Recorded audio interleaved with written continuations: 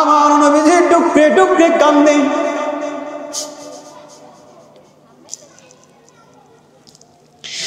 নবীজি আমার ডেকে বলেন, খাদিজা রে, জীবনে কোনোদিন তুমি আমার কাছে কিছুই চাও নাই, জীবনে কোনোদিন তুমি আমার কাছে কিছু চাইলে না। তুমি ছিলে আরবের ভিতরে সবচাইতে ধনী মানুষ, তোমার চাইতে এত বড় ধনী আর কেউ ছিল না রে খাদিজা। তোমার সম্পত্তি সব কিছু আমি দান করতে করতে করতে করতে একেবারে হত দরিদ্রতার মধ্যে পড়ে গিয়েছি রে খাদিজা। তুমি আমার কাছে এখন কি চাইবা খাদিজা রে? তুমি যদি আমার কাছে এখন কিছু চাও, আমি কথা দিলাম আমি তোমাকে দিয়ে দেব। একবার জোরে বলা যাবে না আল্লাহু আকবার? কি চাইবা রে খাদিজা? আম্মা জান দেখে বলেন, ইয়া রাসূলুল্লাহ, মনে হয় আর বেশি দিন দুনিয়ায় থাকবো না, কিন্তু আপনার একটা জুব্বা মুবারক, আপনার পুরান একটা জুব্বা মুবারক আমি ভালো করে ধুয়ে মুছে সুন্দর করে রেখে দিয়েছি। হুজুর, আমি ইন্তেকালের পরে, আমি খাদিজা ইন্তেকালের পরে আপনার ওই জুব্বা দিয়ে আমাকে কাফনের কাপড় বানায়া দিবে।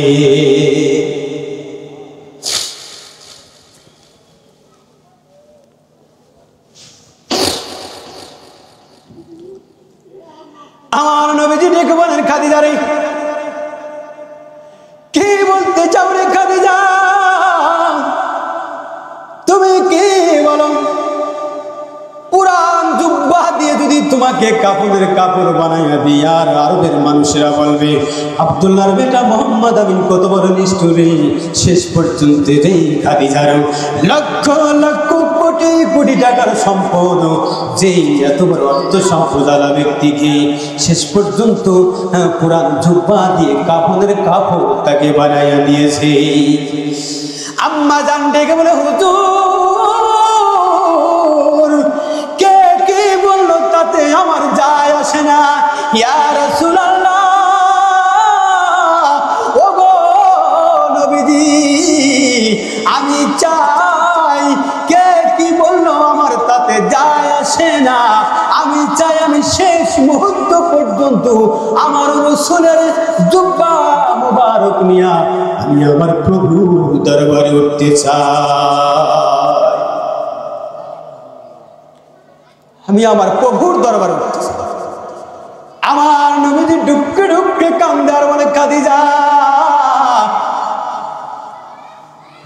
তুমি যে কথাটা বললে রে খাদিজা, আমি তো তোমাকে তাই করবো যদি আল্লাহ আমার হায়াত। আম্মা জান ডেকে বলে, হুজুর, আর একটা জিনিস আপনার কাছে আমি চাইব। আমার নবীজির মুবারকের উপরে মাথা দিয়ে আম্মা জান কাঁদতেছেন আর বলতেছেন, ইয়া রাসূলুল্লাহ, আমি খাদিজা আপনার কাছে আর একটা জিনিস চাইব। নবী আমার বলেন, খাদিজা রে, কি তুমি চাইবে? আম্মা জান ডেকে বলে, হুজুর, আমি খাদিজা আমার জীবনে কোনোদিন আমি আপনার সঙ্গে শাদী হওয়ার পরে আর আমি জীবনে কোনো জায়গায় থাকি নাই, আপনার ছাড়া আমি কোথাও থাকতে পারি না। ইয়া রাসূলুল্লাহ, আপনি আমাকে যে কবরের মধ্যে শোয়া দেবেন, ওই কবরের মধ্যে আপনি একটু গড়াগড়ি দিয়ে উঠবেন, আর গড়াগড়ি দিয়ে যদি ওঠেন তাহলে আমার আর ভয় থাকবে না।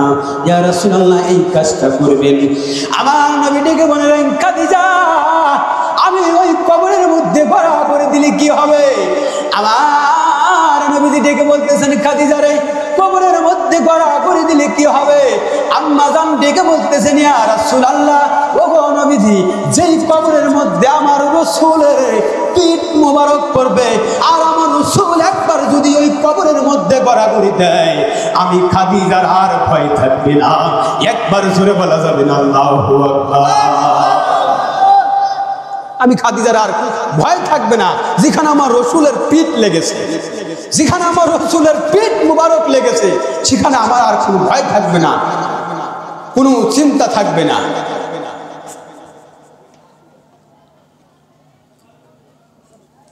সম্মানিত ভাইরা আমার, বাবাজিরা আমার, গভীর মনোযোগ দিয়া শুনিয়া যান। ও মা, ও বাবাজিরা, গভীর মনোযোগ দিয়া শুনিয়া যান। আমার আম্মা জান ডেকে বলতেছেন, হুজুর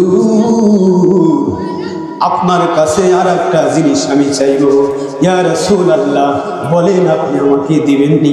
নবী আমার ডুকরে ডুকরে কাঁদতেছেন, খাদিজা রে, খাদিজা রে, তুমি আমার কাছে আর কি চাইবা? বলো রে খাদিজা, তুমি বলো।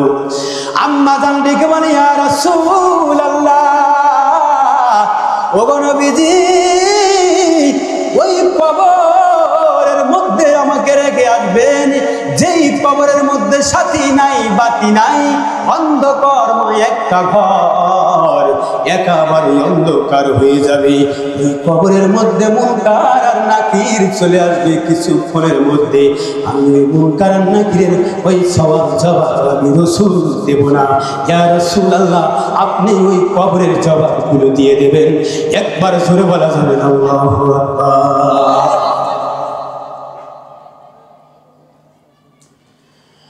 আম্মা জান যখন এই কথাগুলো বলতেছিলেন, আমার নবীজি বলতেছেন, খাদিজা রে, তুমি কি বলতে চাও? বলে, হে ইয়া রাসূলুল্লাহ, ওই কবরের মধ্যে মুনকার আর নাকির চলে আসবে। মুনকার আর নাকির এসে প্রশ্ন করবে, ওই প্রশ্নের উত্তরগুলি আমি খাদিজা দিতে যাব না। তার কারণ এই কবরের মধ্যে ভয়াবহ একটা অবস্থা শুরু হয়ে যাবে। আমি চাই ওই কবরের মধ্যে আমার রাসূল ওই প্রশ্নের জবাবগুলি দিয়ে দেবে। একবার জোরে বলা যাবে না আল্লাহু আকবার। ভাইরা আমার, বাবাজি আমার, গভীর মনোযোগ দিয়া শুনিয়া যান। ভাগ্যক্রমে আস্তে আস্তে দিন যেতে না যেতে আম্মা জান দুনিয়া থেকে বিদায় হয়ে গেলেন। ঘটনাটা আমি সংক্ষেপ করে দিলাম বাবা। আম্মা জান দুনিয়া থেকে বিদায় হয়ে গেলেন।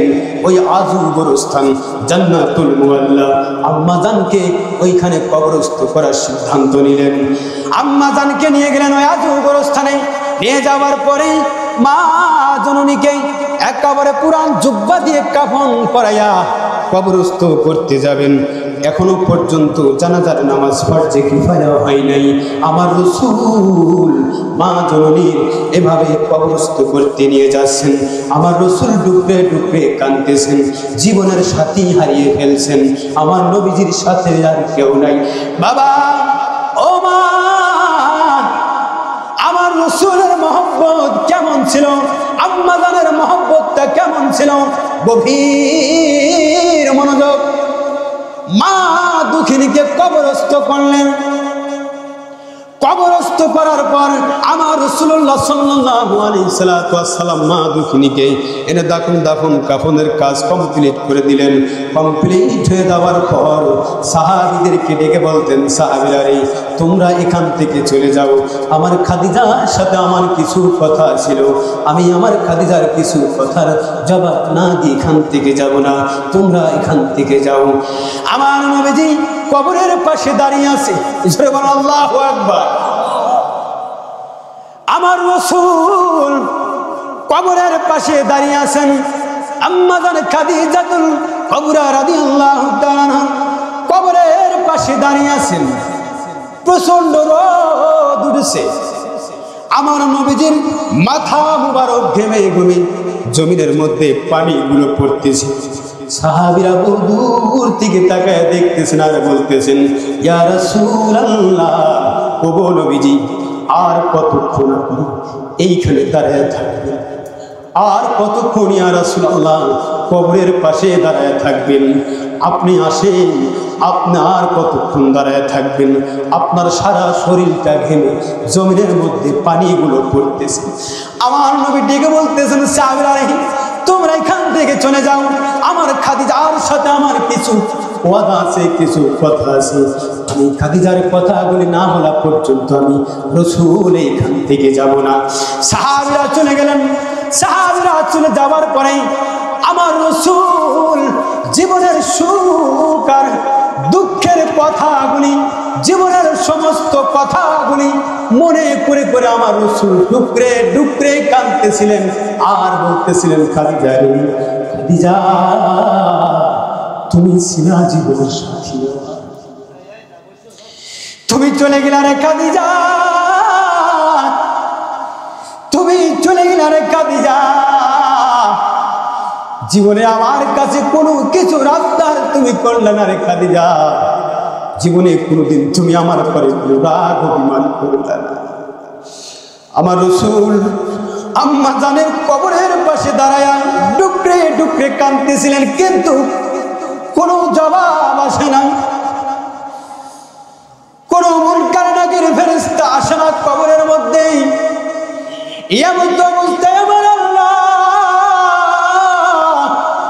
জিবরাইলকে পাঠায়া দেয়, জিবরাইলকে ডেকে বলে, জিবরাইল যাও রে জিবরাইল, আমার বন্ধুর কাছে যাও, আমার বন্ধুর কাছে যাও, সালাম বল, আমার বন্ধু যেন আর না কান্দে।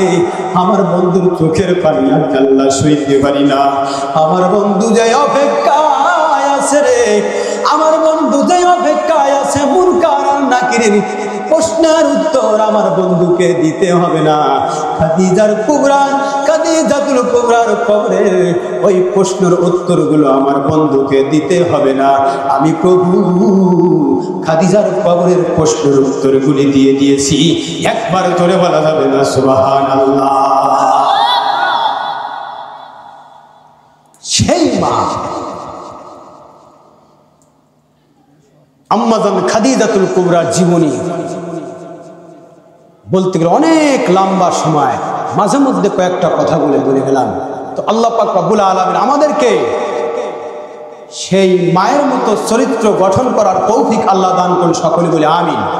আমরা যারা পুরুষ যারা আছি, আমরা যারা এখন সন্তানের বাবা হয়েছি, আমরাও আমাদের স্ত্রীদের সাথে ভালো আচরণ করতে পারি, আল্লাহ তৌফিক দান করুন, সকলে বলে আমিন। সম্মানিত হাজরিন, এই মাহফিলটা প্রতি বছর হোক, আপনারা চান কি? চাই। কে কে চাই? হাত দেখেন। নারায়ে তাকবীর, নারায়ে তাকবীর। আমরা তাফসীরুল কোরআন মাহফিল, আমরা তাফসীরুল কোরআন মাহফিল, নারায়ে তাকবীর। আল্লাহ আমাদের সকলকে কবুল করেন, সকলে বলে আমিন। এই মাহফিলটা আগামী বছর আরো সুন্দর হোক, আরো পরিবেশ ভালো হোক, আপনারা সবাই চান তো ইনশাআল্লাহ? তো সম্মানিত হাজরিন, ভালো যদি চান তাহলে একটু কাজ করা দরকার আছে না নাই?